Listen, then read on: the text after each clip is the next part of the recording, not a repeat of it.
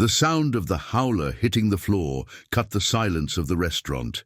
Everyone looked at the same time. The man, in a dark, imposing and cold suit, watched the waitress before him with an expression that mixed anger and something harder to describe.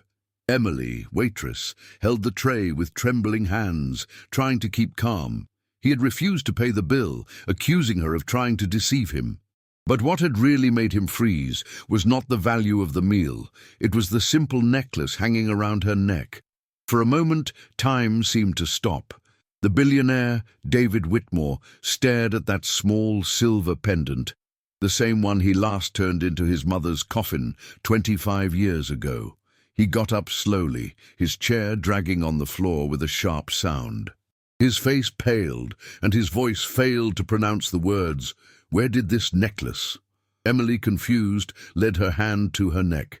"It was my mother," he said, not understanding the reason for the tension that grew around. His gaze darkened, and a heavy silence took over the place. That simple and unknown waitress had just opened the door to a secret that the billionaire spent his life trying to bury. "And you, what would you do if a stranger recognized an object that belonged to your family, a secret that should have been forgotten? Comment what you would do, leave your like and subscribe to the channel because this story will arrest you to the end." But the answer that came, it was not what everyone expected. The silence inside the restaurant was almost suffocating. The billionaire David Whitmore was still standing, still watching the necklace on Emily's neck as if she saw a ghost. The lights reflected in the silver pendant, projecting a cold shine on the luxurious table. The other clients whispered with each other, trying to understand the reason for such tension. Emily felt everyone's eyes on her, but what really bothered her was his, that man with an imposing presence, sharp look and a firm voice, now taken by an expression of pure confusion and anger contained. "I asked where you got this necklace," he repeated, a serious and cold voice. Emily, trying to keep her stance, replied, "It was my mother. She left me when I was little." David laughed in a short and humor way. "Your mother, is it? Funny, because this necklace belonged to mine." The air seemed to get out of the room. The murmurs increased. The manager, realizing the discomfort of other customers, rushed to approach. "Mr. Whitmore, please, maybe we can solve it in particular," he said with a forced smile, trying to calm the billionaire. But David didn't look away from Emily. "No, I want to know now." The waitress took a deep breath, feeling her heart beating unzipped. "I don't know what the Lord is insinuating, but this necklace is all I have from my mother. I didn't do anything wrong." He leaned slightly over the counter. "So explain how my family's necklace ended up around your neck." The manager interfered again, visibly nervous. "Sir, maybe there was some mistake." David interrupted him cold. "Mistake? I saw my mother be buried with this necklace." The phrase fell like thunder. Emily backed up a step, her face pale. "What? This makes no sense." David laughed again, now with a look of contempt. "Of course it doesn't. Nothing does, when the lie is too old." The manager, not knowing what to do, grabbed Emily's arm. "Please go to the kitchen now," she tried to argue. "Now, Emily!" he shouted louder than he intended. The whole restaurant was silent. Emily swallowed her cry and hurried out, the sound of the steps echoing until she disappeared. As soon as she passed the kitchen door, David sat again, but her gaze remained fixed where she had been. On the other hand, Emily rested her hands on the cold sink, trying to recover her breath. The necklace seemed to weigh more than ever. She held him between her fingers, feeling the texture of the old metal, and whispered to herself, "Why did this man react like this?" At that moment, the head of the kitchen, a man named James, rushed into. "What was that out there? The guy is one of the owners of the building. Have you been crazy to argue with him?" "I didn't do anything," she said, her voice shaking. "He kept looking at my necklace like him." James shook his head.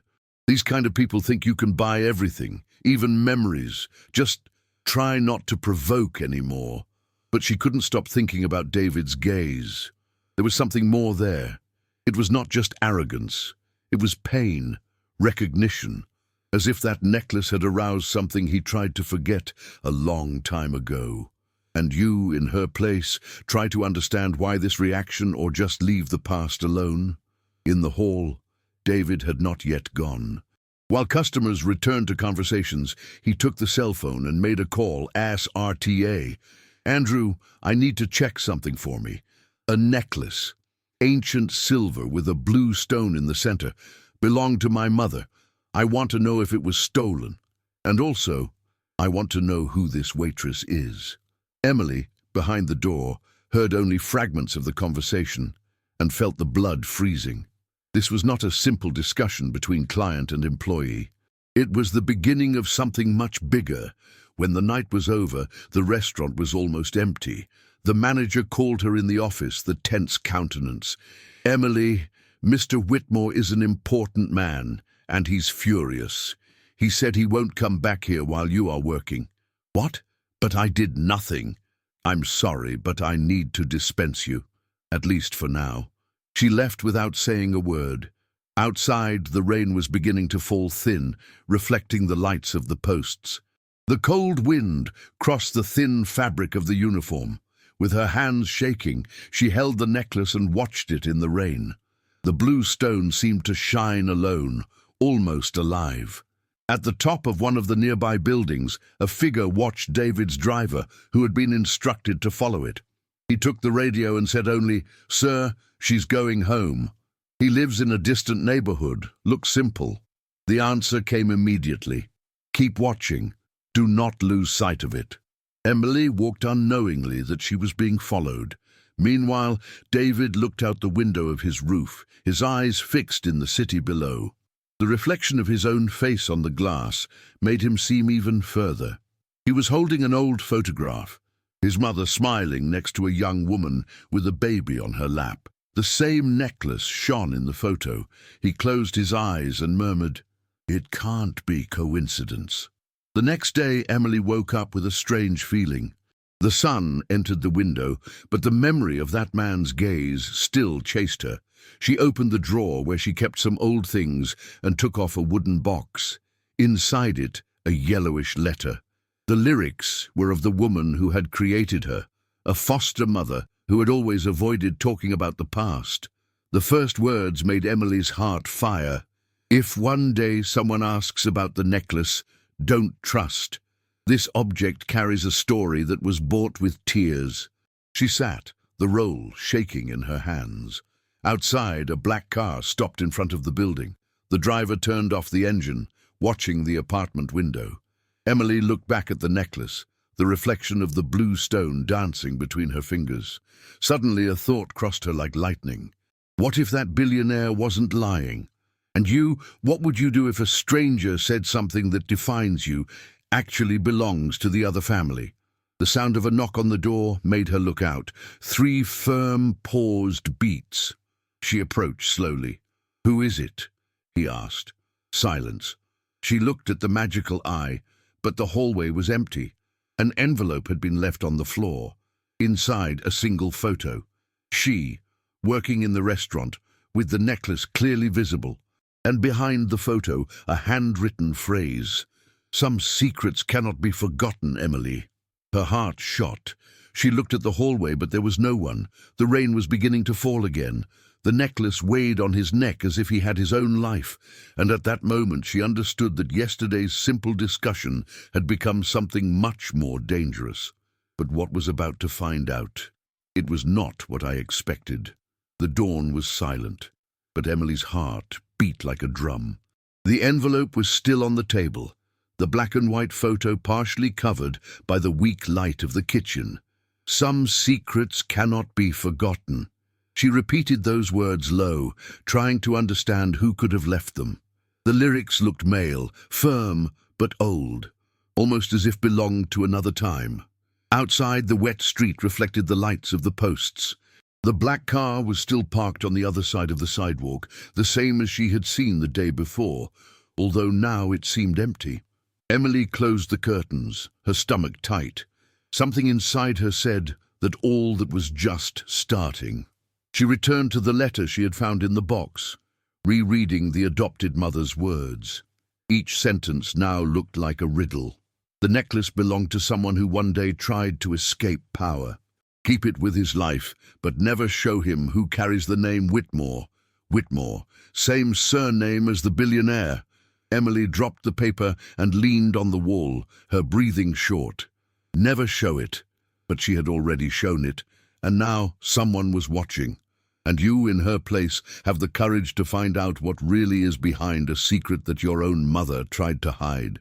She spent the rest of the night without sleep. The clock scored 5 in the morning when it finally decided to do something. He took his cell phone and researched. David Whitmore family history. The first Wins matters were predictable. Heir to one of the country's largest fortunes, president of an energy and construction empire, known for his coldness in business and his mother's tragic death for over 2 decades. But it was an old news, buried among the results, which caught his attention. Magnata's daughter disappears after mysterious accident, body never found. The name of the woman, Isabella Whitmore. The photo showed a young, smiling woman with light brown hair. Emily felt the floor disappear under her feet. Isabella had the same face shape, the same look. She could be looking at an older version of herself. She looked back at the necklace, the same silver pendant with the blue stone that appeared in the report of the report. His whole body froze. At that moment, someone knocked on the door. 3 firm beats again. Emily froze. The memory of the night before came to mind. For a second, he thought of not opening, but curiosity and fear won. It opened slowly, the chain still arrested. A man was there. Grey hair, dark suit, serious look. "Miss Emily?" he asked. "I'm Andrew Harris, work for Mr. Whitmore." She stared at him without knowing what to say. "What does he want with me?" "He asked me to accompany her. He said he needs to talk. Personally." Emily took a step back. "I won't go anywhere." Andrew kept his tone calm.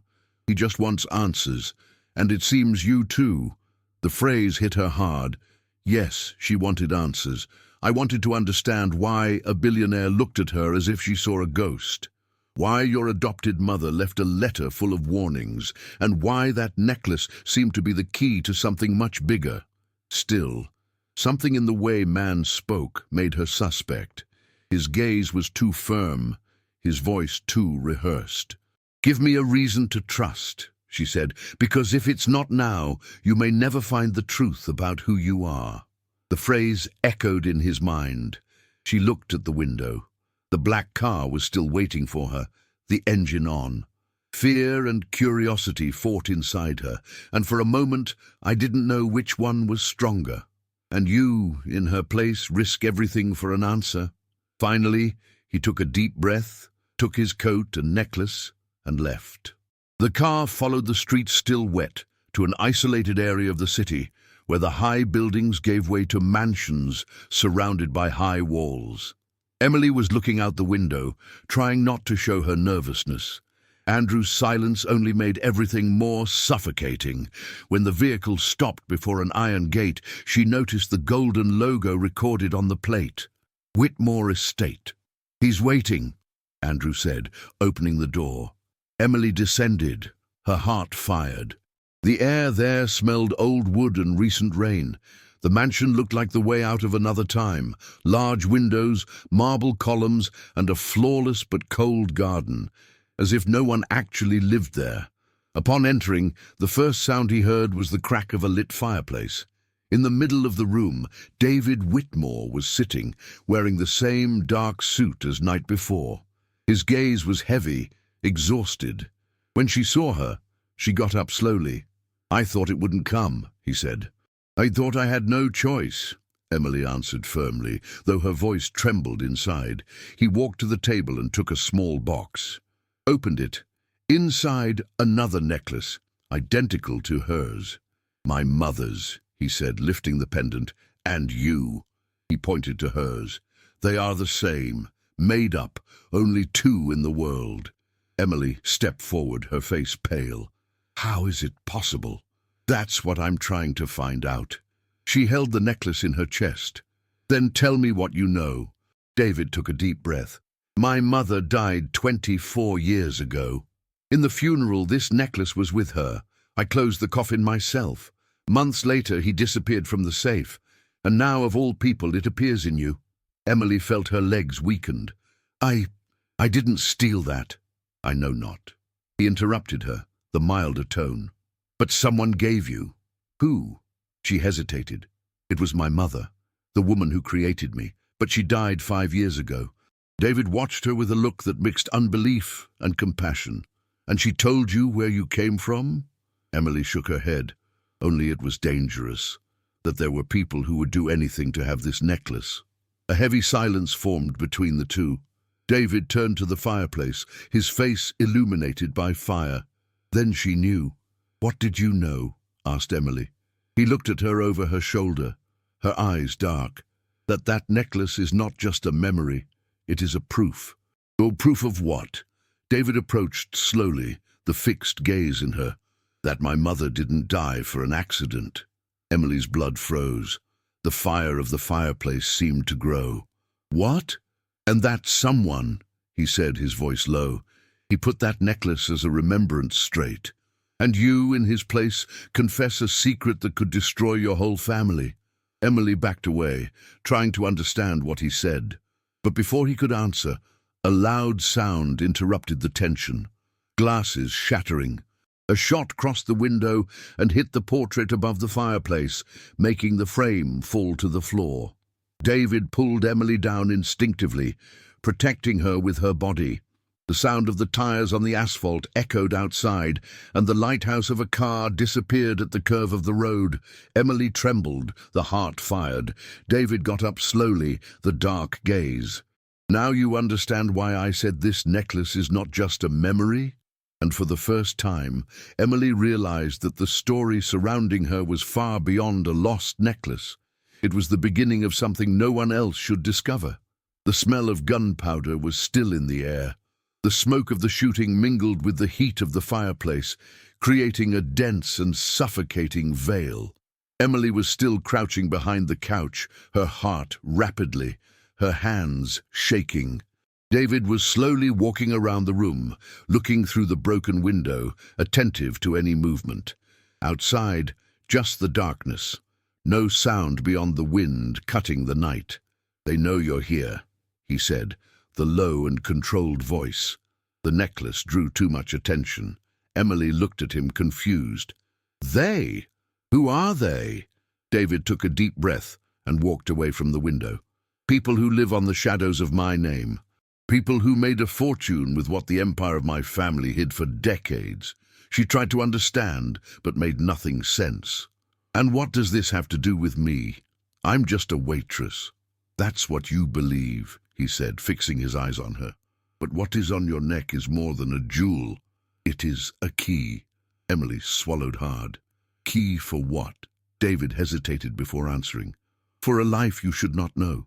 The words echoed inside her. Everything I felt, fear, confusion, anger, began to become an urgent need to know the truth. And would you, in her place, continue to run away or demand to find out what is hiding in your own past? David took a glass of whiskey, served and sat down. The fireplace flame reflected in his eyes, which now seemed tired than cold. The necklace has a hidden compartment. It was Taylor, made to store something inside. When my mother died, her safe was broken into, and the only thing that disappeared was the necklace. No one knew how to say why. Emily took her hand to the pendant, her heart firing. Are you saying that... Is there anything inside? He nodded slowly. And something that someone very powerful doesn't want to be found. She looked at the necklace for a moment, trying to imagine what could fit there. It was thin, discreet, but too heavy to be just metal and stone. Do you have a tool? He asked suddenly. David arched his eyebrow. What do you want to do? Find out what's inside. He stared at her for a few seconds, perhaps evaluating courage or madness he saw in her eyes. Finally, he handed him a small pocket knife that took off his pocket. Emily put the necklace on the table, took a deep breath, and carefully tried to force one end. The scraping metal sound filled the room. A small snap, and then the back of the pendant opened, revealing something tiny, a piece of folded paper several times, protected by a thin layer of wax. David approached. Careful. Emily opened the paper with trembling hands. The letters were faded, but still readable. A single handwritten phrase. "She is still alive." The silence that followed was absolute. Emily and David looked at each other, not understanding what she meant. "Who?" she asked, her voice almost in a whisper. David took the note, his eyes fixed on the lyrics. "My mother." Emily stared at him, astonished. "But you said she died 24 years ago." "I saw the body," he said, as if he tried to convince himself. "But if this ticket was placed after the necklace disappeared—" He stopped, his mind visibly processing something terrible. "It changes everything." Emily got up. "Do you think she can be alive? Or someone wants me to believe it?" The sound of the wind intensified outside, making the windows shake. Emily felt the weight of that revelation. Everything he thought he knew about his life, and even his herself, was undoing. David walked to a shelf and pulled an ancient, dust-covered paste. Inside there were photos, newspaper clippings, and hand notes. He opened on the table. "After my mother died, there was an internal scandal in the company. Documents disappeared. One of the directors was found dead. And coincidentally, it was the same man who helped record his adoption." Emily was breathless. "What?" "His name was Jonathan Wells, private investigator hired by me years later.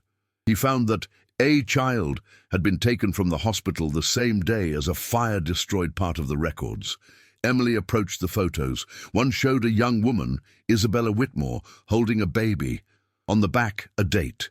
The same day Emily was born. She looked at David, the trembling voice. "Are you saying I'm this child?" David looked at her with a mix of guilt and unbelief. "I don't know, but everything points to that." Emily felt the floor disappear. The walls seemed to move. The fireplace now seemed more threatening than welcoming. She walked away, trying to breathe. "This is impossible. I was raised by a simple woman. She never had anything to do with you. That's what you want you to believe." His words cut the air. Emily shook her head, tears forming in her eyes. "No, it can't be." David approached slowly, trying to calm her down. "I don't want to believe either, but this ticket changes everything. If my mother is alive, someone hid it from me, and maybe put you in the middle to make sure I never find out." Emily sat, stunned. The pieces of the puzzle began to cruelly fit in. The necklace, the foster mother's letter, the fear of being discovered. "And you, in her place, have the courage to accept that all your life may have been built on a lie." Suddenly the sound of steps echoed in the hallway. David signaled her to be quiet. The noise came from the side entrance. He walked to the drawer and took a gun. The steps were closer. A snap.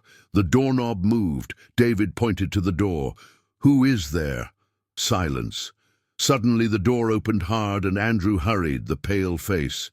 "Mr. Whitmore, we need to get out of here. Now." "What happened?" asked David. "Security cameras were invaded, the system fell, and someone sent that." Andrew extended a sealed envelope.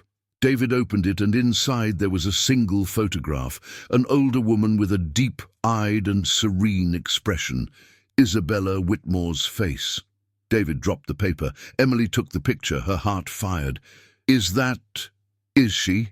He nodded slowly. "Yes, and the date in the lower corner is 3 days ago." Emily looked at the image, unable to divert. The woman in the photo was alive, but the scariest was the detail they both noticed at the same time, the silver necklace with the blue stone hanging around his neck, the same necklace that Emily was holding her hands. And at that moment they both understood that the truth was not buried. She was back. The portrait was shaking in David's hands. The fire of the fireplace partially illuminated his face, revealing the mixture of unbelief and fear that he had never shifted before. Isabella Whitmore was alive, and that changed everything.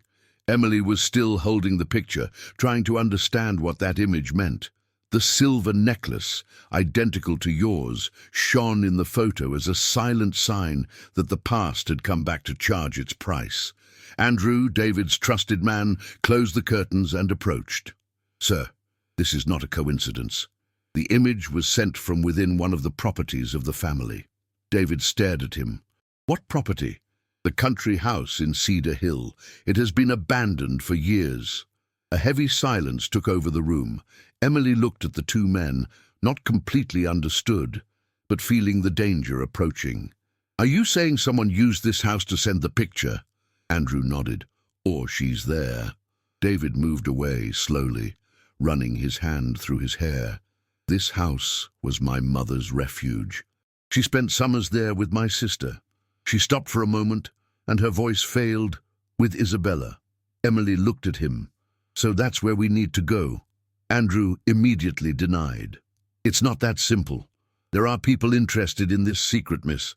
People who killed before and will kill again to keep this story buried." David looked at Man with an expression that mixed authority and doubt. "Are you saying that someone in my own family may be involved?" Andrew hesitated before answering. "It wouldn't be the first time." Emily watched in silence. That conversation sounded like a shadow game. Sentences said in half, names never mentioned, non-declared fears. She felt that there was something they were not saying. "Andrew," said David, the tone hardening, "who knows most about it?" The man looked away.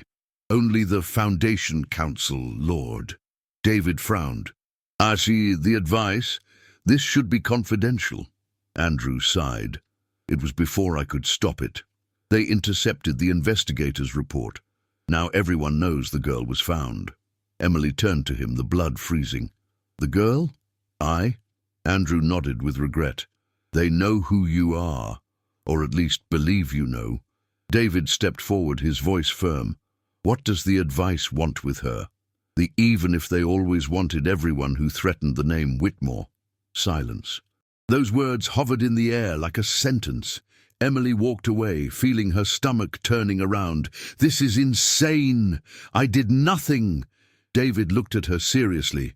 "You exist, and for them, this is already dangerous enough." She shook her head incredulously. "All this because of a name." "It's not the name," Andrew said. "That's what the name represents. The Whitmore keeps secrets that feed empires. One of them is in the necklace. And now that you have opened it, woke up a hunt. And would you, in her place, face an empire to discover her own origin, or would you run away to save your life?" The sound of a phone vibrating interrupted the silence. Andrew answered, but barely had time to speak. His face paled. "Sir, they are coming here." David turned immediately. "Who?" "The advice. Mr. Whitmore Sr. is with them." The air seemed to freeze. Emily frowned. "I thought you were the only Whitmore alive." David closed his eyes for a moment, taking a deep breath. "My father is alive, but it should not be involved in it." Andrew stared at him seriously. "Yeah, sir. He leads the advice." The news fell like a punch. Emily felt a strange vertigo, the feeling that everything she was discovering was part of something even darker than I imagined. David walked to the fireplace, the distant gaze. "My father has always been the real owner of everything. I just inherited the facade, and now he comes to seek what he thinks still belongs to him." Emily took a step forward. "And what does this have to do with me?" "Everything," he said, his voice. "If the necklace contains proof that my mother is alive, he will do everything to prevent the world from knowing." A sound of engines approaching outside made everyone turn. Headlight lights crossed the windows. Andrew went to the curtain and looked quickly. Black cars, no plates. 3. David took Emily by the arm. "We have to go out now." She resisted. "Where?" "Anywhere that is not here." But it was too late. The sound of tires crashed outside, followed by knocking doors and hasty steps. Andrew drew a gun and positioned himself beside the door. "Sir, go through the back. I hold the time I give." David tried to protest, but the man insisted. "Go!" They ran down the side of the house, passing a narrow corridor that led to an old garden. The rain was beginning to fall heavily, making the floor slippery. Emily stumbled, but David held her. "Keep walking!" he shouted. Behind them, the sound of glass breaking around the house. Andrew fired 2 shots before the noise ceased. They reached the garage and got into a car covered by a canvas. David turned on the engine, but hesitated for a second.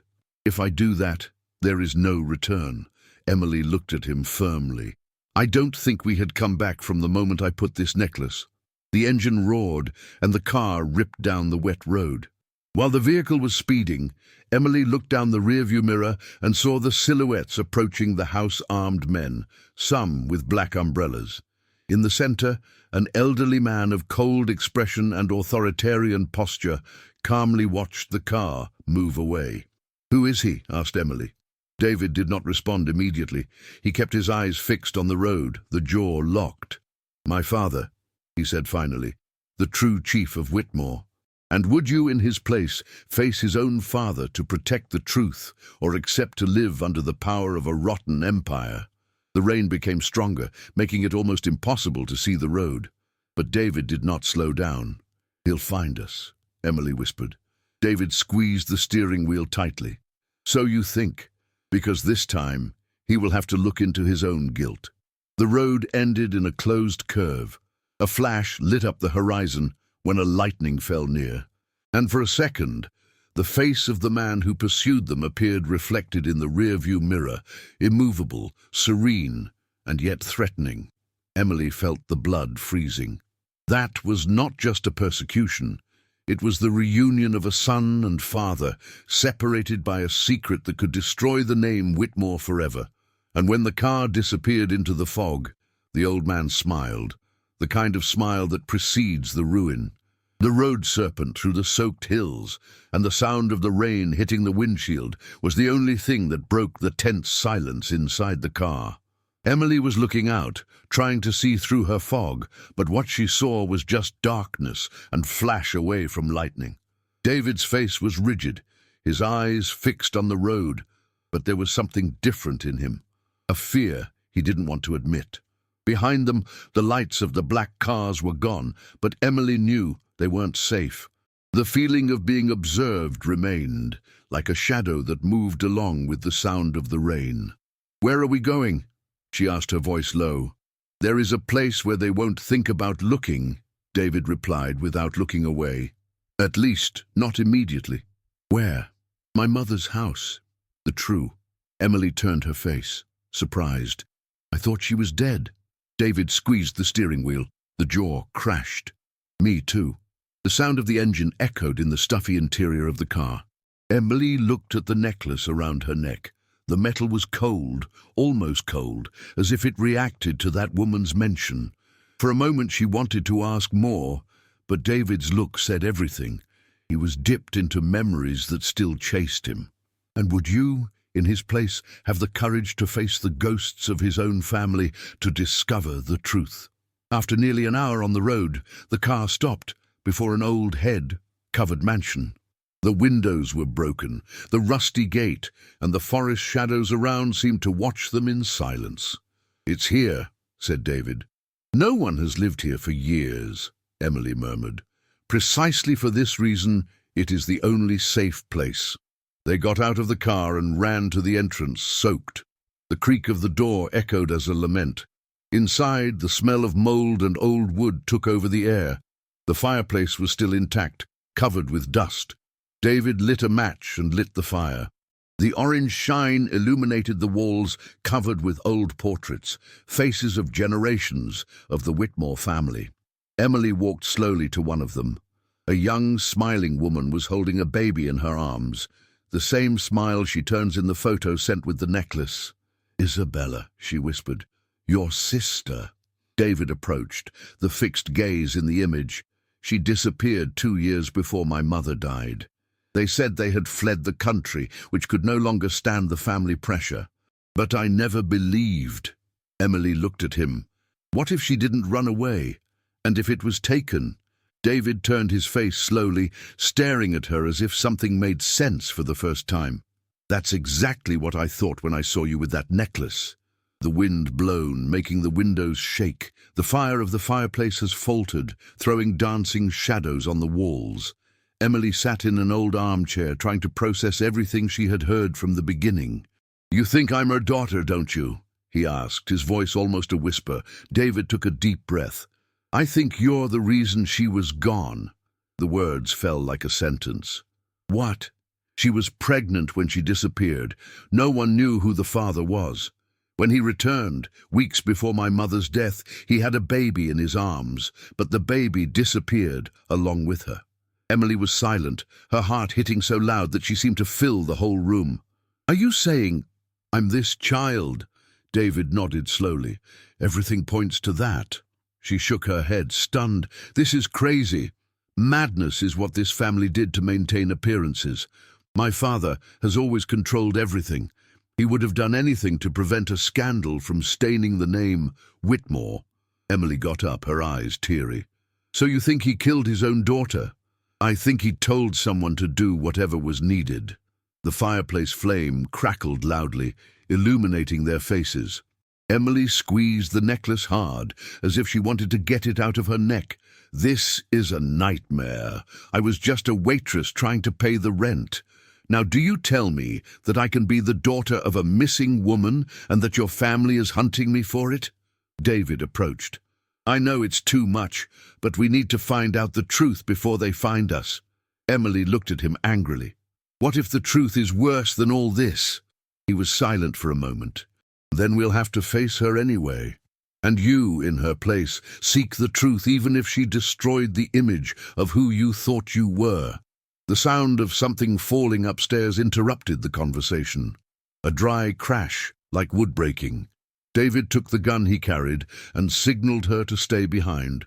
He climbed the steps carefully, each step echoing in the silent corridor.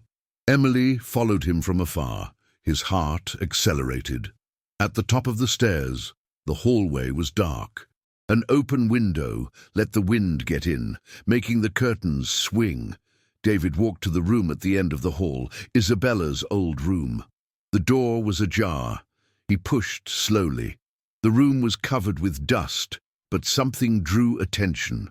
On the bed, an open wooden box with scattered papers.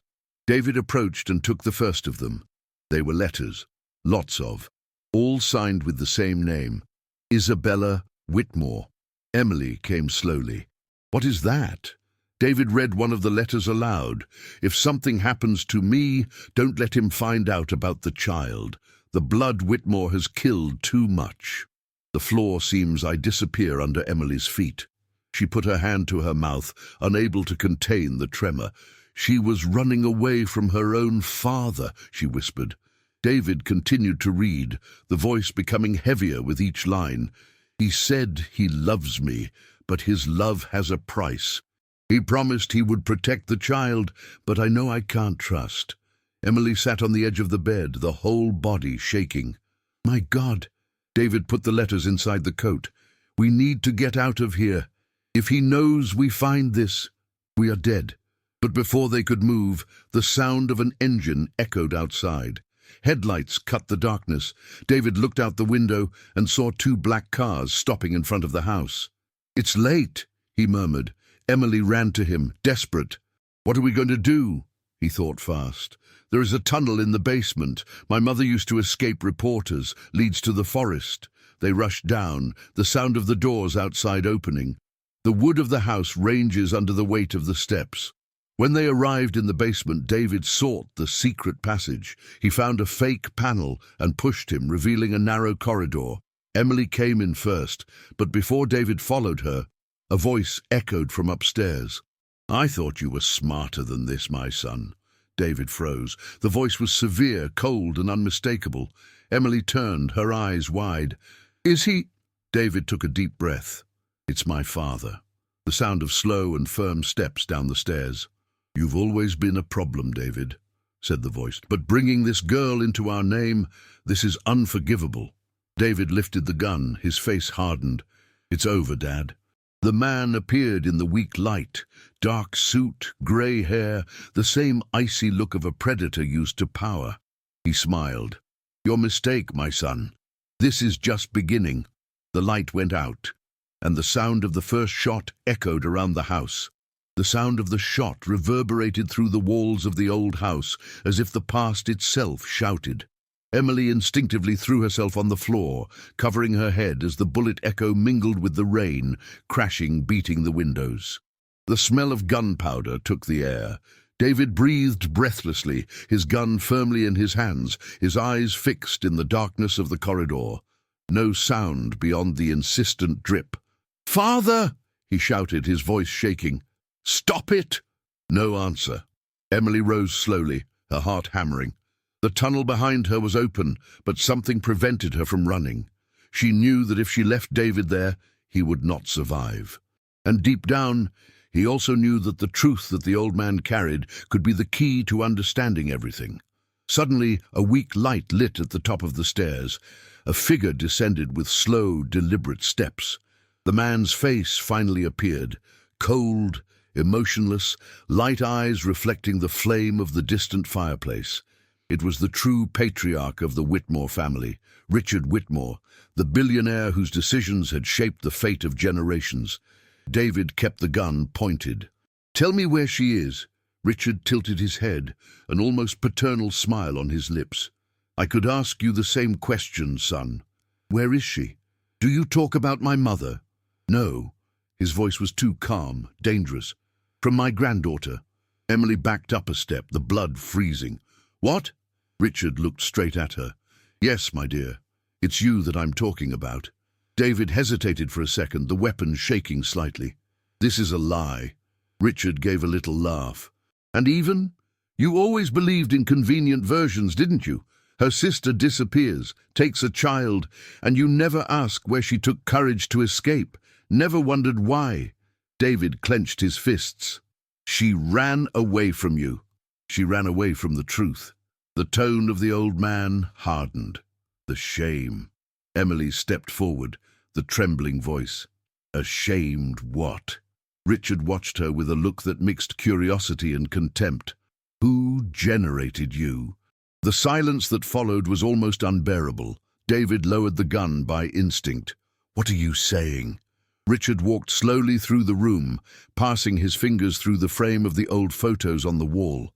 Isabella was too young, too stubborn, and the man he fell in love with, it was the worst type of error.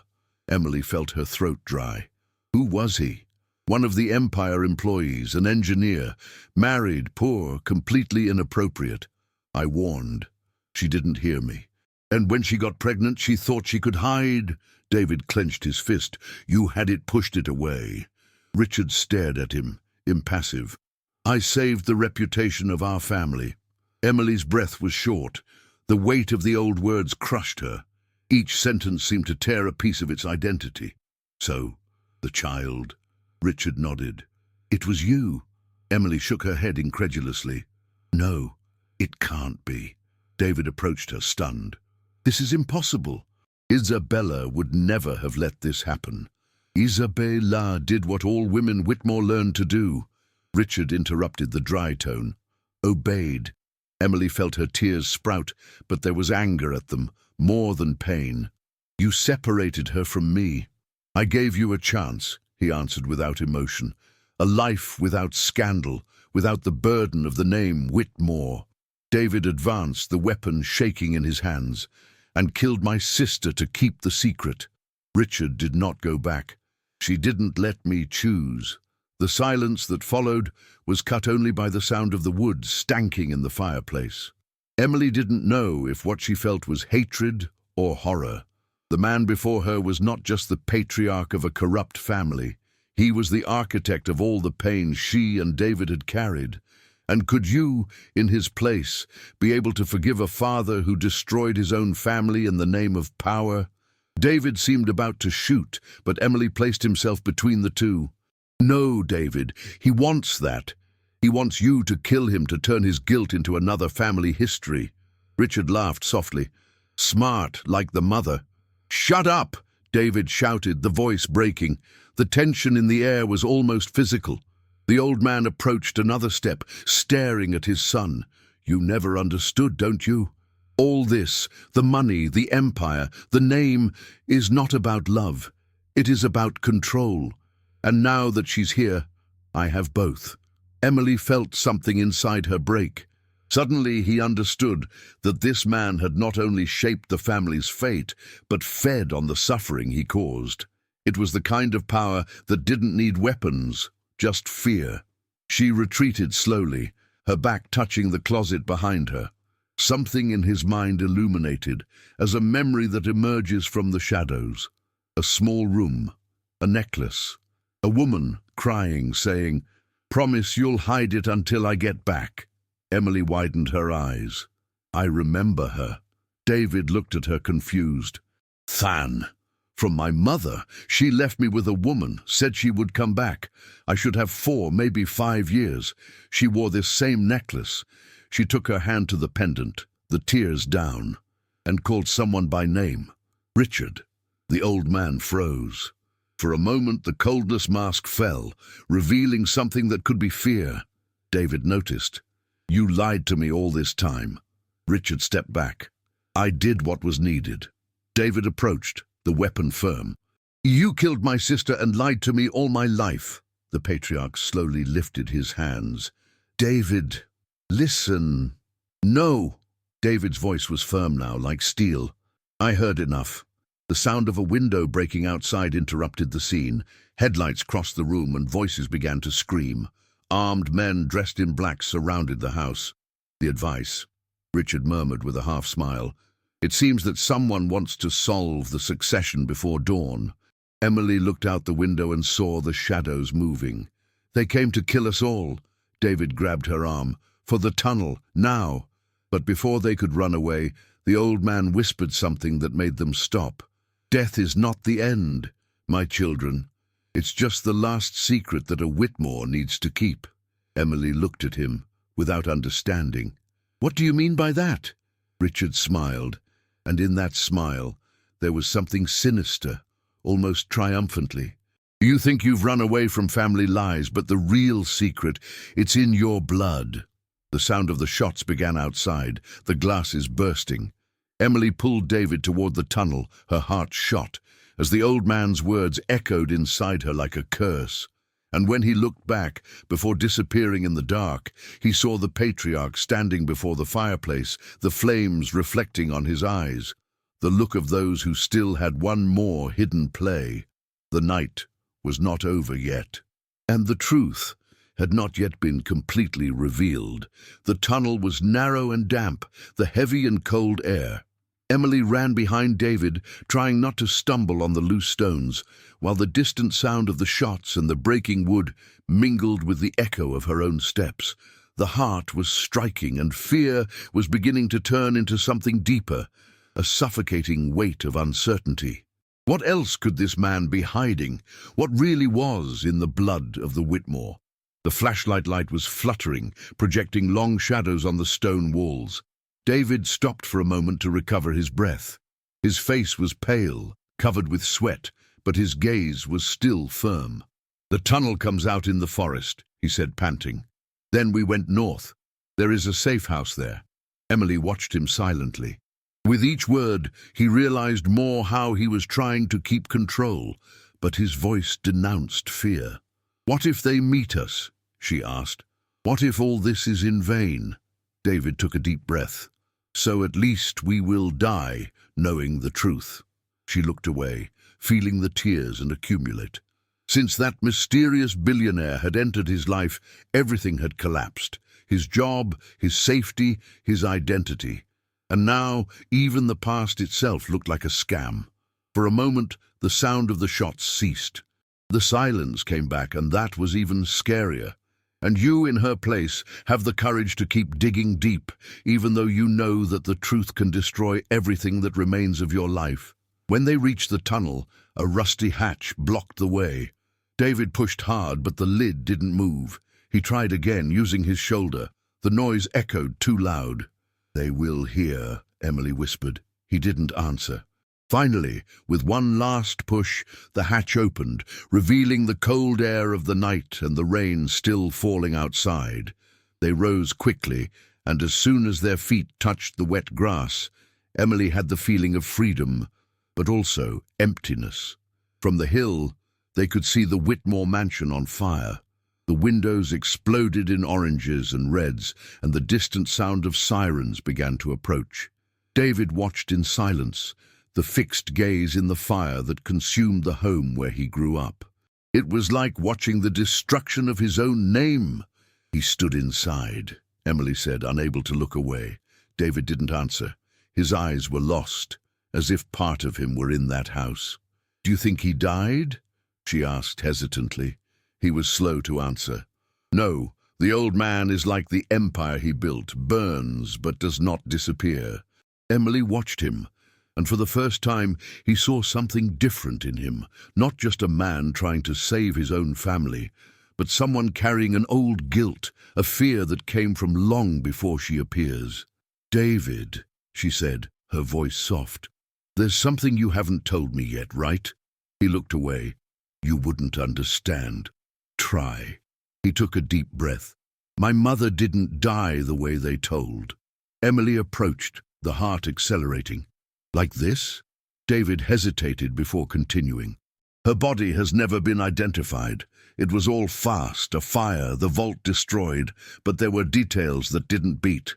I found her ring in another country years later, and someone told me she was alive.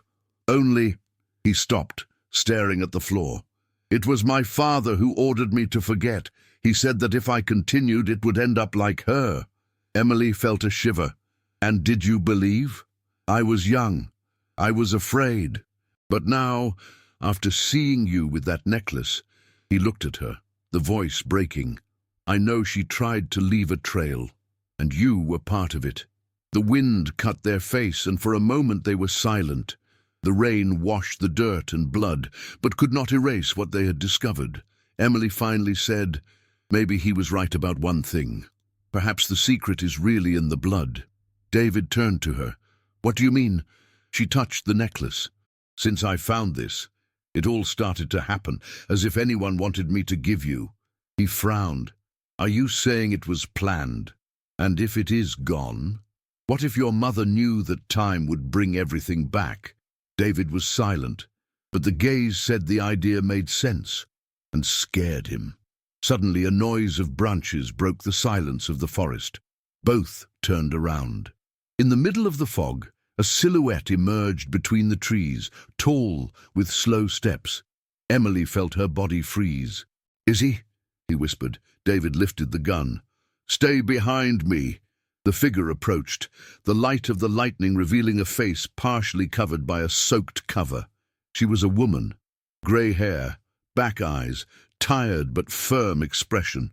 "Download the gun, David," she said with a hoarse voice. "Whitmore's enough blood is enough." He was paralyzed, his face paled. "Mother?" Emily took her hand to her mouth. The woman nodded slowly. "I thought you would recognize me. But perhaps the fire has erased everything that was left of who I was." David stepped forward, still in shock. "It's alive," she sighed. "And with more secrets than you might think." The distant sound of the sirens was closer. The woman looked at them in a hurry. "We don't have much time. They come behind you, not me." "They think we're dead," David replied.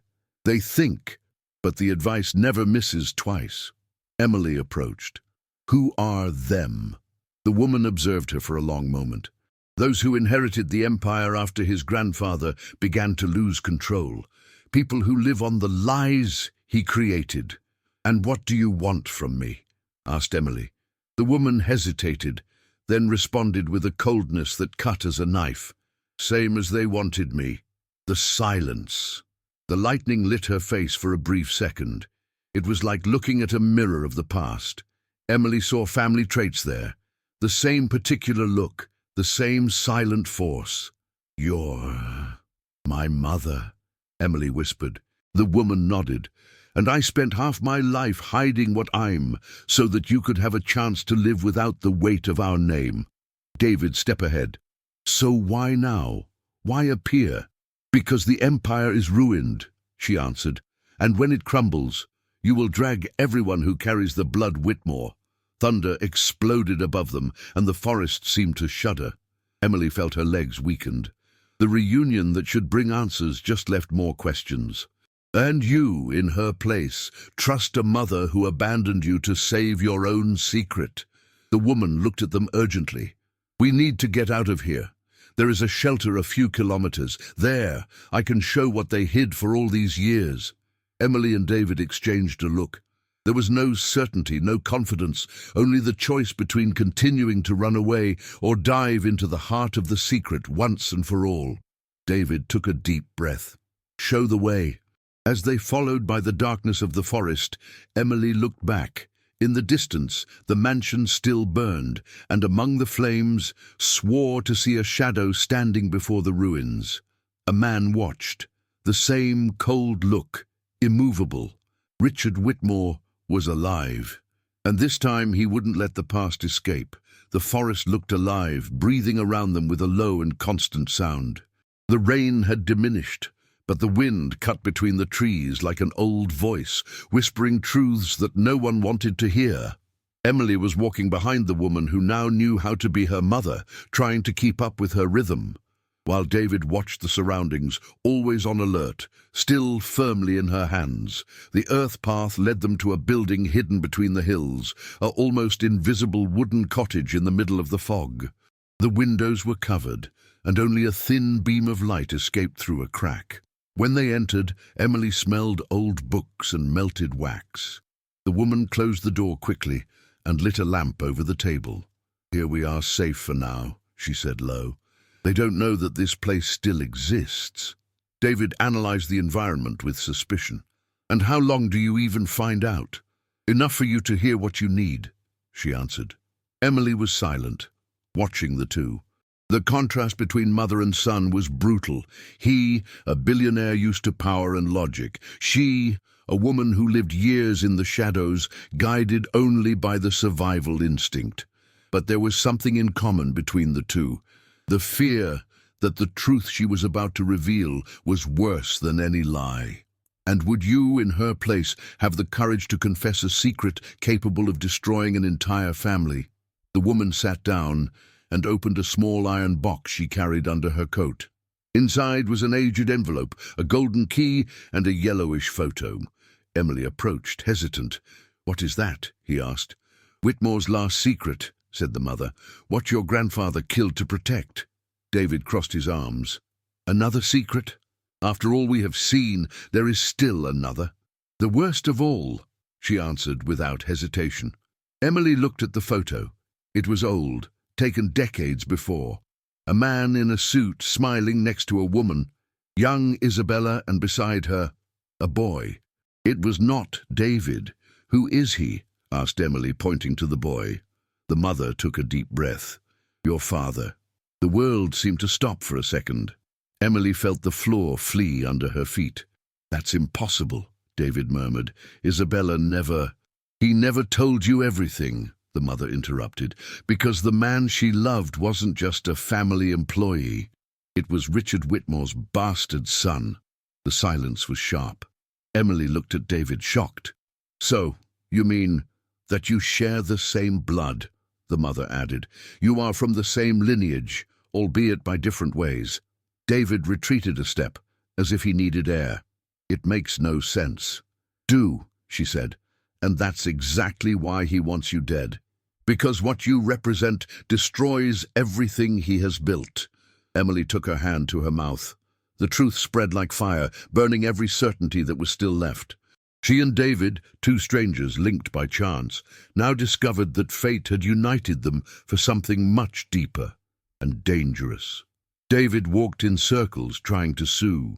So he knew all the time. Of course I knew, said the mother. He always knew. It was he who had all the records erased. But when you were born, Emily, something went wrong. The doctor who helped in childbirth refused to follow the order and disappeared, taking you with him. And that's how I ended up being raised by another woman, Emily added. The tears finally escaped. He destroyed my life even before I even understood what it was like to live. David looked at her, the expression divided between pain and guilt. And I followed his footsteps. I thought I could control everything, hide everything. Now I see that I'm just another piece on the board. And you, in his place, could forgive his own family after finding out that everything he built was erected about lies? The mother opened the envelope and took a crushed sheet. In it, there was a hand-written confession, dated 30 years ago. It was a letter signed by Richard Whitmore. If one day someone finds it, he will know the truth. The Whitmore empire was erected on innocent blood. Isabella tried to stop, but did not understand the price. Inheritance is not wealth. It's a curse. David read the letter silent, his eyes wide. He admitted, but was never punished, said the mother. He protected himself, bought everyone's silence. And now you want to erase the only remaining witnesses. Emily looked at the golden key. What does it open? The mother hesitated before answering. The main vault of the Whitmore Foundation. There are the documents that prove everything. Illegal transactions, names, covered deaths. The legacy that destroyed this family. David took the key. So that's where we're going. The mother held him by the arm. No, it's a trap. He wants you to go. David stared at her. It doesn't matter. If this is the only way to end him, I will. Emily got up, determined. Me too. The mother shook her head. You don't understand, Emily. He is not the same man. What is left of him is something worse, something that believes evil itself is a right of inheritance. Emily took a deep breath. Even so, I need to go. The mother approached her, holding her face between her hands. Then promise that if he captures you, don't say my name. Why? Because he doesn't know I'm still alive. And that is what still keeps us alive. Her voice was shaking, but her gaze was firm. Emily nodded slowly.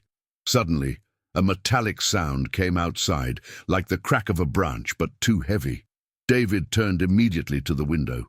They thought us. The headlight lights cut the fog. 3 black cars surrounded the cottage. By the back, shouted her mother. There is a way out behind the fireplace. David ran there, pushing the fake panel, but before he could leave, the sound of a voice echoed through the cold and firm forest. David! He froze. It was the father's voice. Richard Whitmore was outside. Deliver the girl, the old man shouted, and I let you live. David looked at Emily, and at that moment I learned that his father was not lying. He wanted her, not for love, but to erase the last trace of shame that the name Whitmore carried. Emily held his hand. Go, I stay. Don't even think about it, he said. I've lost a sister because of him. I won't lose you either. The glass sound breaking them interrupted. Armed men began to invade through the windows.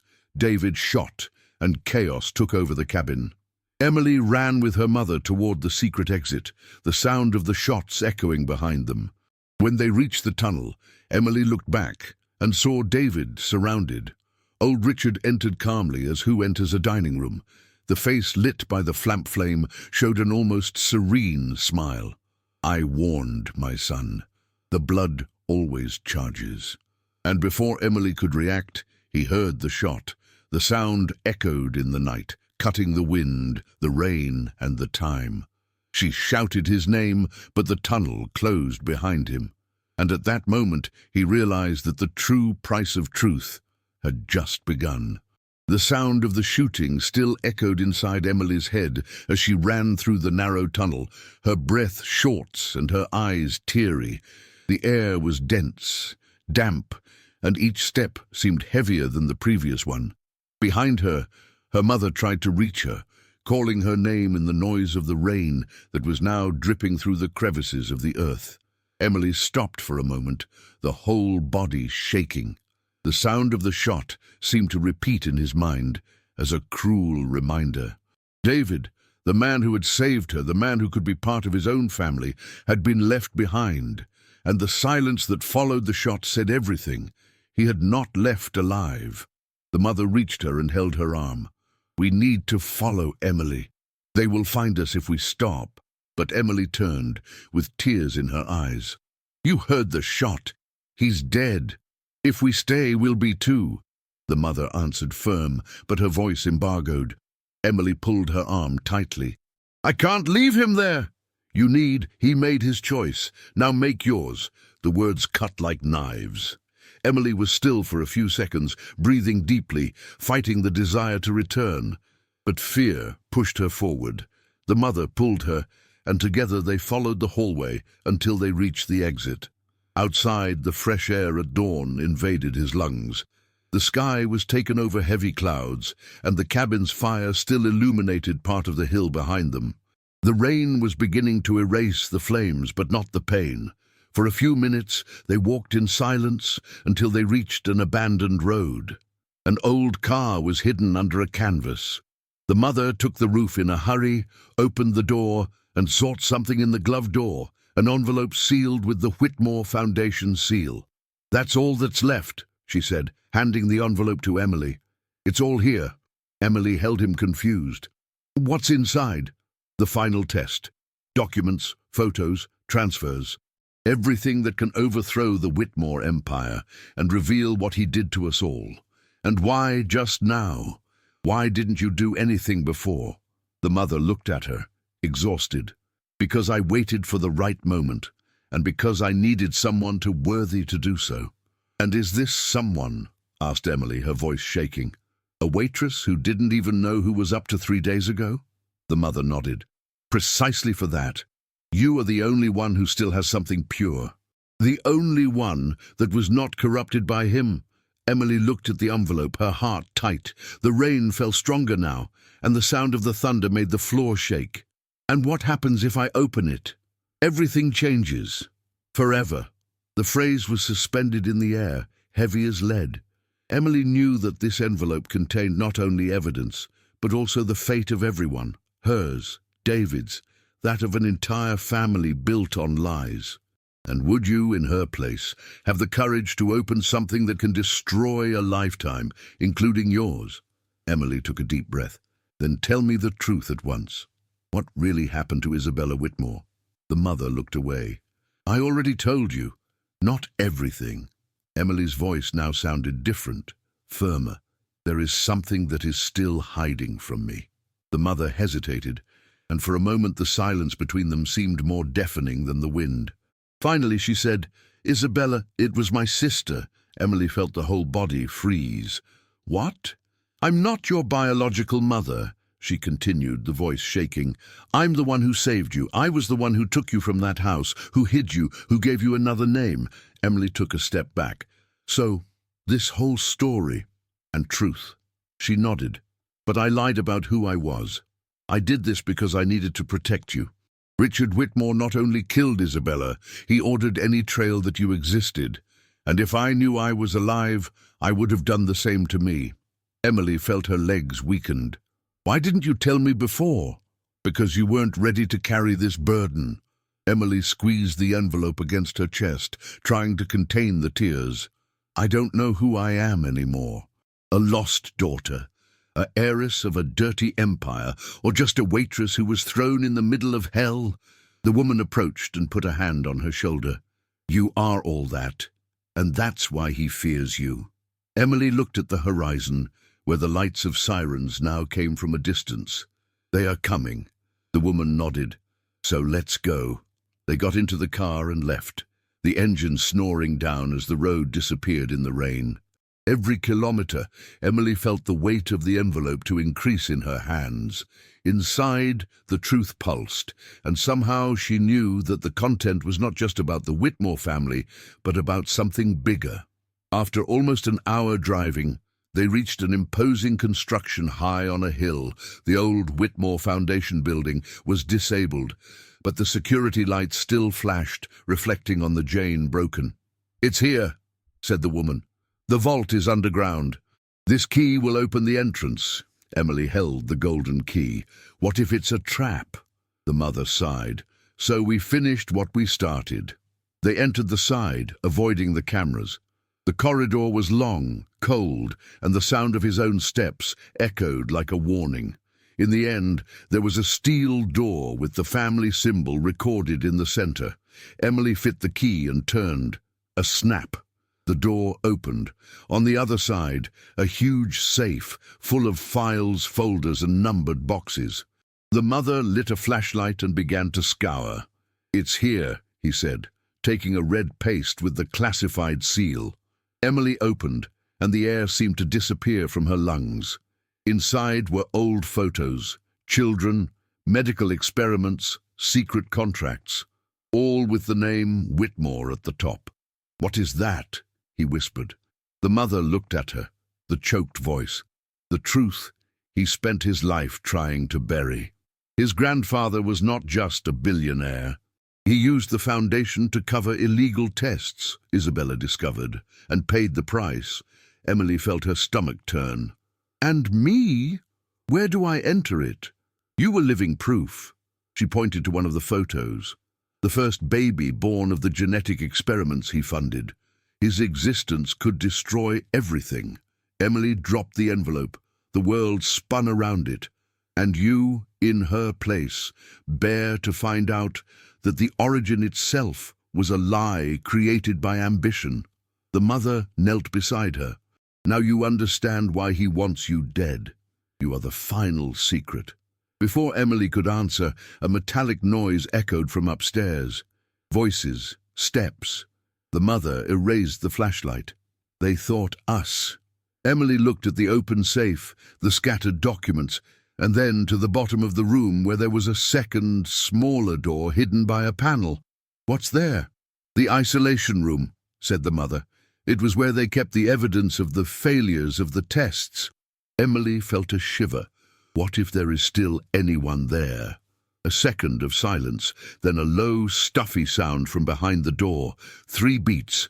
The two looked at each other, their hearts fired, and then, on the other side, a weak voice whispered, "Emily." That voice, she knew. It was David's. His name echoed inside the dark room like a breath coming from beyond. Emily was still, the whole body paralyzed by unbelief. The voice was weak, hoarse but unmistakable. It was David, the man she believed to have died. The billionaire who had faced her father to protect her was alive and stuck there behind that iron door. The mother stepped forward, the heavy breath. "It can't be." But before she could stop, Emily ran to the door, knocking hard. "David, it is me. Are you listening to me?" On the other side, a low moan responded, followed by a metallic sound, as if someone dragged chains. "Emily, don't open." His voice sounded away, broken. Emily looked at her mother, desperate. "He's injured." "Wait," the woman whispered, holding her by the arm. "It can be a trap." "I know that voice," insisted Emily. "It's him, I know it's." The mother hesitated, then took a small magnetic card out of her coat pocket. "Stay behind me." She passed the card on the panel, and a dry sound announced the release of the lock. When the door opened, a strong smell of mold and rust invaded the air. The weak lantern light revealed a small, cold room with concrete walls and chains attached to the floor. David was there, sitting against the wall, his hands tied and his face covered with injury. He raised his head slowly when he saw Emily. "I told you not to come back." She knelt beside him, the tears already dripping. "I thought you had died." He smiled weakly. "Almost. But I think the old man wanted to see me suffer before killing me." The mother entered and closed the door, keeping the flashlight pointed to the hallway. "We need to get out of here. If he is alive, the advice already knows that we are inside." David tried to get up but staggered. Emily held him. "What did they do to you?" "They brought me here after I passed out," he said, his voice hoarse. "They wanted me to sign a document, assuming the blame for all family crimes." He laughed, bitter. "Even dying, my father still wants to clean his name." Emily looked at him, her heart tight. "David, there is something you need to see." She took the red paste out of the envelope and opened before him. The photos, the contracts, the experiments. David looked one by one, and each image looked like a blow. "My God," he murmured. "He did this in the name of the foundation." "Yes," said the mother. "And you were the facade, the benevolent heir, the public image of the empire." David took his hands to his head, his gaze lost. "So everything I built, every award, every donation, was just a curtain to cover it up?" "It was." the mother confirmed. And now you understand why he never let you make real decisions. You were the shield. Emily approached, holding his hand. David, you didn't know. He looked at her and there was blame in his eyes. But I should have known it. And you, in his place, be able to carry the weight of crimes that your own blood committed, even without participating in them. Suddenly the sound of steps echoed in the hallway. Heavy, compassionate. Emily and her mother looked at each other. David tried to get up, but was still weak. He came, his mother whispered. Richard Whitmore. The light of the corridor came on. The door of the main vault opened with a metallic creak. His shadow projected on the floor before appearing in flesh and bone. The old billionaire, impeccable even in the chaos, walked with a cold smile.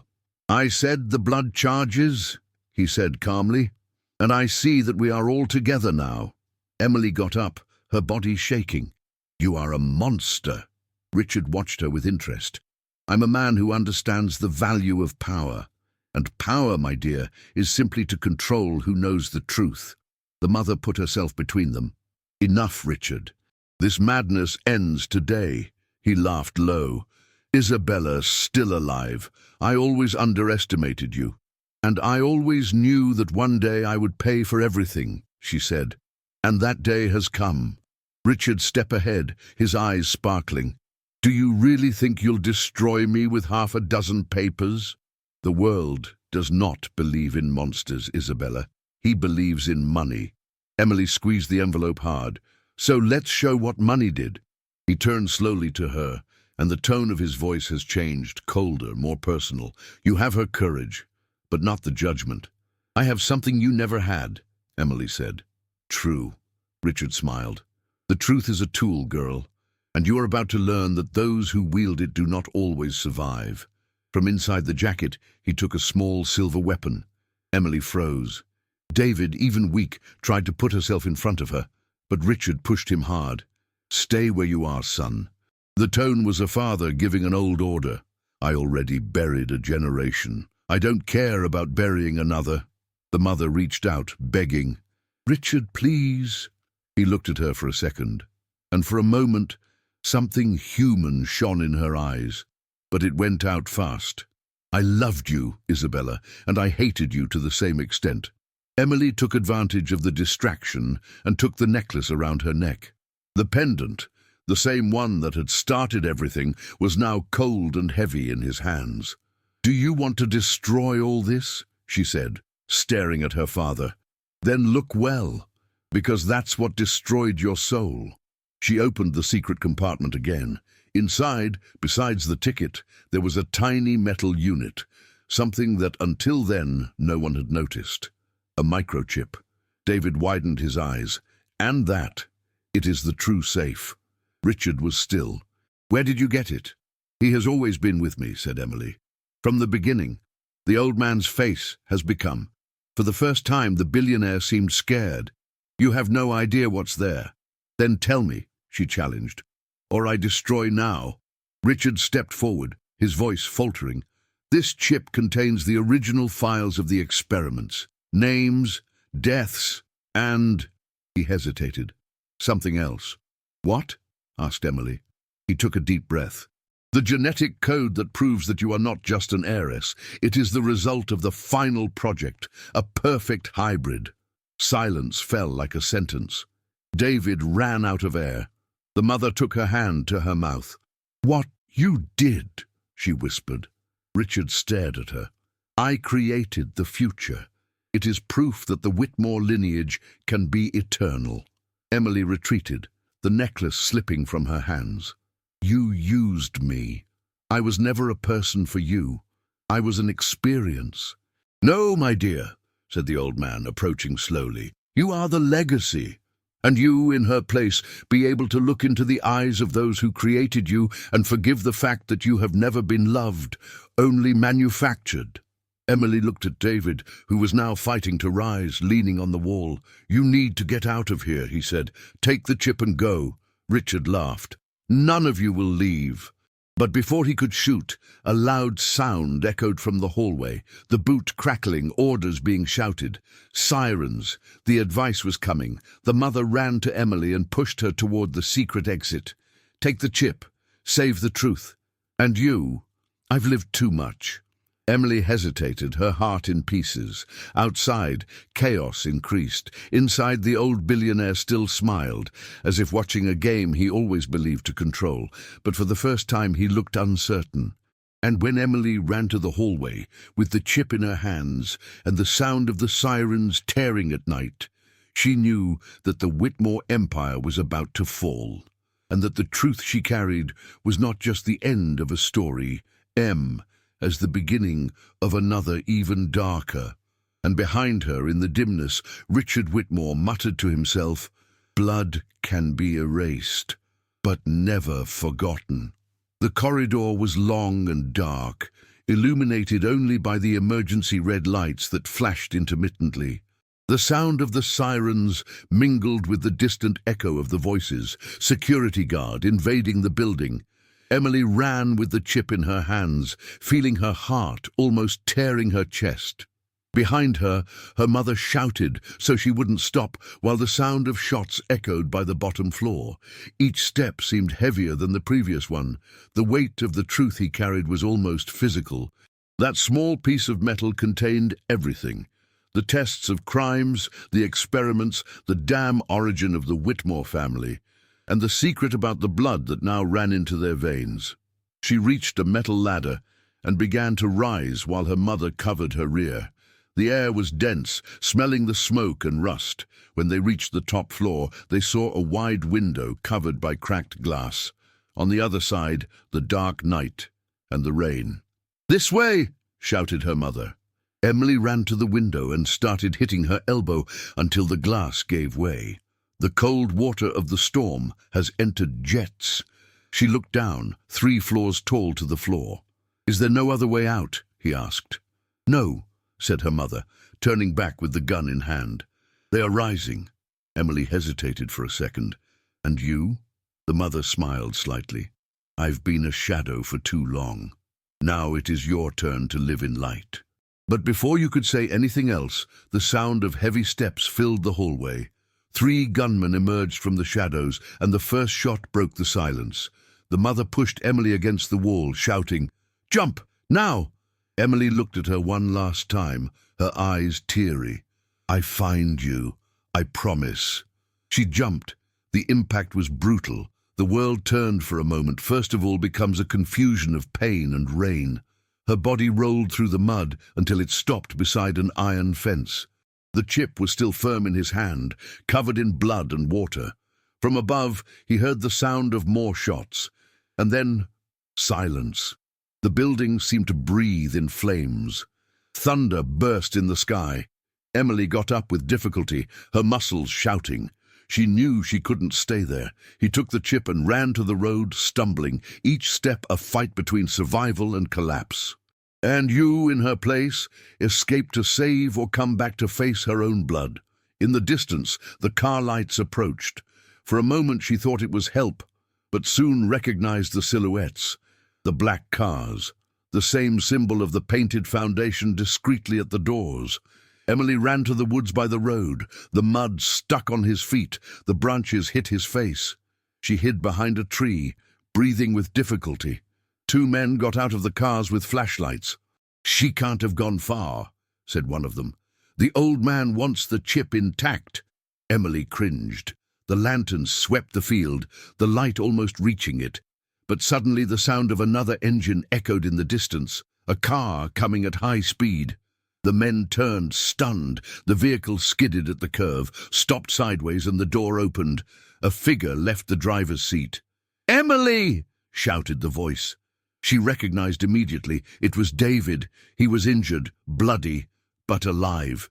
Without thinking, she ran to him, the headlights illuminating the two. "You should be dead," she shouted, no breath. "I thought I would be, until I heard your name," he replied, panting. "Now get in the car." Councilmen began to shoot. David pulled Emily inside and accelerated, the tires skating in the mud. The glasses burst, but the car advanced along the road like an injured animal. "Do you have the chip?" he asked without taking his eyes off the track. Emily showed the small silver cylinder. "It's here, but we need to make it public." David nodded. "There is a server outside the country, one of the few my father could not erase. If we can get there, the name Whitmore will be destroyed forever." The car advanced down the wet road, the headlights cutting the darkness. Behind, black cars continued to pursue them. "They won't give up," Emily said. "Neither us," David answered. The engine roared, the speedometer climbed. The way led them to a narrow bridge over a river. Ahead, the asphalt seemed to give in, and the storm worsened. "Hold on firm!" he shouted. The car crossed the bridge the moment an explosion lit the sky behind them. The foundation building had imploded, as if someone had called the self-destruction system. Emily looked in the mirror and saw the fire consume everything. The empire, the lies, the secrets. But the price was not yet paid. One of the enemy cars managed to reach them and hit the side. The almost he threw them from the bridge. Emily shouted, trying to keep her balance. David pulled the handbrake and turned the steering wheel, making the car slide aside. The opposing vehicle skidded and collided against the guardrail, plummeting into the river. The silence came back, interrupted only by the sound of the rain. "I think we got it," Emily said, taking a deep breath. But David looked at the rearview mirror, his face tense. "Not yet." Back there, a silhouette walked slowly along the destroyed road. Even at a distance, she recognized the posture, the cane, the dark suit. Richard Whitmore was alive. Emily felt the blood freezing. "How does he—" "He always survives," David replied. "But now there's no more empire to hide behind." "Duddy!" The old billionaire stopped in the middle of the bridge, the rain falling over him, and raised something in his hands, a small black box. David frowned. "What is that?" Emily stared at. "The detonator." The floor under them began to tremble. David accelerated with everything, but the sound of the explosion came before they could react. The bridge began to collapse behind them. The river water climbed into violent waves. Emily grabbed the chip hard, her eyes fixed in front. "Go, David!" The car jumped from the final part of the bridge at the exact moment the rest gave way. For a second, the world seemed suspended, the absolute silence before the fall. The impact came strong, the water swallowing them completely. Emily fought to leave, the current pulling the car down. The glass burst, and the cold water invaded everything. She grabbed David's arm, trying to pull him, but he was stuck by the belt. Emily tried to release him, her fingers shaking. Come on, please!" He held her hand. "You need to go." "No, I won't leave you." He looked into her eyes, his face lit by the reflection of the water and the flames in the sky. "Take the chip, Emily. End up with him." She shouted, but the current dragged her. The car sank, disappearing under the dark waters. When he emerged panting, the chip was still in his hand. The world around burned. The Whitmore Empire had collapsed, but the war between blood and the truth was far from over. And in the distance, between the shadows, a figure observed from the margin, immovable, intact, with a slight smile on his face. Richard Whitmore had not died. He just waited for the next move. The current dragged her, as if the river wanted to swallow it completely. Emily fought against the force of the water, her arms cutting the dark surface, the body sore and cold. David's cry still echoed in his mind, a sound that mixed farewell and sacrifice. The chip was stuck between her fingers, and even as life seemed to run with the chain, she refused to release him. I knew that little fragment was the only proof of everything, the only chance of justice. When he finally managed to reach the bank, he fell to his knees in the mud, panting, coughing and shaking. The rain was still falling, washing the blood and the dirt, but not the weight of what had just happened. For a moment she was still, staring at the emptiness. Backwards, the destroyed bridge burned, and the fire reflected in the waters of the river as if hell itself had opened. She cried. He cried like never before. Not just David, but for all that was torn from her. Innocence, the family, the identity. All that was left now was the sound of the rain and the sharp cold of the dawn. But then something made her rise. The distant sound of an engine. Emily turned. At the top of the hill, lights approached. Headlights, slow, deliberate. She immediately knew it was him. Richard Whitmore, the billionaire who had destroyed his own family, humanity itself. He had survived the explosion, like a shadow that refuses to disappear. She backed away, holding the chip hard. The car stopped, and the man's silhouette came out. The suit was torn, the cane broken, but the look was still the same, cold, immortal. "I warned you, Emily," he said, his voice hoarse, loaded with authority. "Blood always wins." She stepped back, the whole body shaking. "Not this time." "Do you really think you destroyed the empire?" he asked, walking slowly, with the sound of the gravel crackling under his shoes. "I don't need buildings, no titles. The name Whitmore lives on you." "I never wanted that name," she answered, her voice firm, but her tense. "And I'll carry his weight just to end everything you built." He laughed, a short laugh without emotion. "You talk about how your mother spoke before you died, and full of faith, and completely blind." Emily took a deep breath, lifting the chip. "If you take another step, I will destroy you." Richard stopped, watching her carefully. "Do that, and destroy yourself." "This is not true." "Yes," he said, pointing to the chip. "That code you carry, same that gave you life. He is part of you. What happens to him happens to what you are." She hesitated, her heart fired. "Is lying." "I am?" He gave a half smile. Ask herself why she survived everything. The falls, the wounds, the fire. No human would resist, but you resisted. Emily remembered every moment. The night she was pushed in the tunnel and survived. The explosion on the mansion. The impact of the bridge. None of them should have left someone alive. Richard approached another step. "I created you, Emily. I shaped you to be the perfect heiress. And yet, you insist on fighting your own nature. And would you, in her place, believe in the man who destroyed everything or keep fighting, even if it cost her own life?" The rain squeezed. The wind blew hard, and the sound of the river seemed to grow. Emily backed up to the water. "I'm not your legacy," she said. "I'm his end." She lifted the chip, ready to launch it in the current. But before he could, Richard shouted, "If you do that, you'll never know who you really are." The words cut her like a blade. He knew that this was her only weakness. "The truth about you is not on this chip," he continued. "It's what the chip protects." Emily hesitated, her hands shaking. "What do you mean?" Richard looked up, the rain dripping over his face. "Within this code, there is a name, a record. The man who created the experiment, the man who generated you." The silence that followed seemed to freeze the world. "Are you saying, is my father still alive?" she asked, her voice failing. He smiled, pleased. "And much closer than you might think." Emily looked at him, trying to find some lie on that cold face, but his gaze was pure calculation. She felt the floor collapse inside her. Everything he believed was finishing had just opened in a new abyss. "You can hate me, Emily," he said, taking the last step toward you. "But one day you'll understand that we are made of the same story." She stared at him, the hardened look. "You're wrong. I am made of the choices you never had the courage to make." With an impulse, he threw the chip into the river. Richard shouted, advancing, but it was late. The small fragment disappeared in the turbulent waters. For a second, time seemed to stop. Thunder broke the sky and the rain fell even stronger. The old billionaire fell to his knees, watching the current take everything, the secrets, the evidence, his legacy.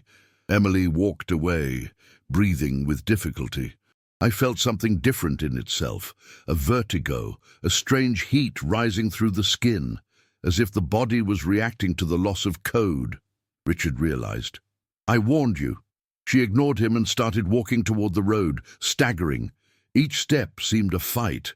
But there was something new in his eyes, not afraid, not anger, determination. She knew the chip was gone, but what he contained still existed inside her. It was the last proof, alive, of the Whitmore empire. In the distance, the sound of sirens grew. Emily stopped in the middle of the road, the wind whipping her wet hair. She looked back one last time. The old man was still kneeling, his face turned to the river, as if he observed his own end. "The empire is over, Richard," she said, the voice firm. "But the truth, this never drowns." Without looking again, he turned and disappeared into his fog. The sun was beginning to be born behind the clouds, dyeing the golden and grey horizon. But on the other side of the bank something shone under the water, a small blue light flashing, as if the chip was still active. And from inside the forest, a figure watched the scene through a portable drone, smiling. "She did exactly what I expected," the male voice muttered. "Now everything can start over. The face is never shown. Only his shadow reflected on the screen and a final line of code that flashes in green. Whitmore Project. Phase 2. Activated." The rain had ceased, but the wind was still blowing cold over the valley. Emily was walking alone along the dirt road, with her body covered by marks, and her eyes lost on the horizon. The sun was beginning to rise shyly between the clouds, and for a short moment it seemed that the world was trying to start over, but inside it was still ruined. The Whitmore Empire could have collapsed, the secrets could have been thrown into the river, but the shadow of it was still alive, pulsating somewhere she didn't understand yet. With each step, he remembered the face of David, the sound of the car falling into the water, the cold voice of the billionaire by calling it creation. That was not the end of one story. It was the beginning of another, darker, more personal. She knew the chip could have disappeared, but the truth didn't die so easy. She was inside her, coded, alive, and it made her the perfect target. At the top of the hill, he stopped for a moment and looked back. The smoke columns climbed what was left of the bridge and the foundation. Amid the wreckage, a rescue team already worked, and among them, men of suit observed everything at a distance, as if they waited for someone. Emily understood what that meant. The enemy was not over. He had only changed his face. In the jacket pocket, a small device whistled. It was David's cell phone, which she had found between the wreckage. The cracked screen blinked with a single, unadvocable message. She hesitated for a few seconds before opening. "If you are reading this, it means that I failed to protect you. But maybe there is still a chance. Go to the name that is saved as Arzo2. He knows what to do." Emily frowned. He unlocked the phone and rolled the contact list until he found the name. Arzo2. No surname, no location. Just a possible connection. The wind blew stronger, and for a moment she was afraid. Not what she would find, but what she could wake up as she followed that new trail. And would you, in her place, answer this call, or let the past disappear with the ashes? She took a deep breath, her thumb hanging over the green button, and then he squeezed. The sound of the call echoed for long seconds. No answer. But in the fourth touch, a male voice answered on the other side. Calm, deep, almost familiar. "Emily, I was waiting for you." She froze. "Who are you?" The answer came with a tranquility that froze his blood. "Your father." The phone fell from his hands, and the sound of the call was still echoing, stuck in the air. Emily backed away, trying to understand if it was real, or more a trap from the past that insisted on not dying. The rain fell again, as if the world also held the breath. Slowly, she lowered, picked up her cell phone and looked at the screen, where the call was still open. On the other hand, the breath remained firm, constant, almost as if the man knew she would not turn off. "The project is not over yet, Emily," said the voice. "He just came back to where it all started." And then the sound of static took over the line. The call fell. Emily stood in the middle of the road, with her cell phone dripping her hands, unaware of if she should run or come back. But deep down, she already knew that the way back did not exist.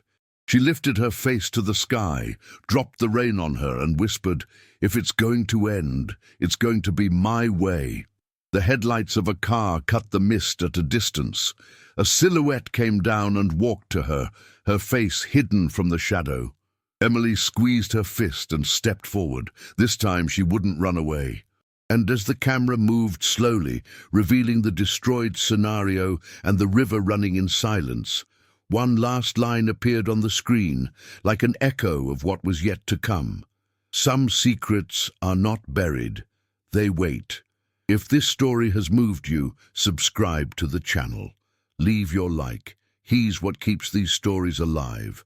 Comment the sentence, "I watched till the end." And don't miss the next video that is already on the screen, because Emily's truth is still far from revealed.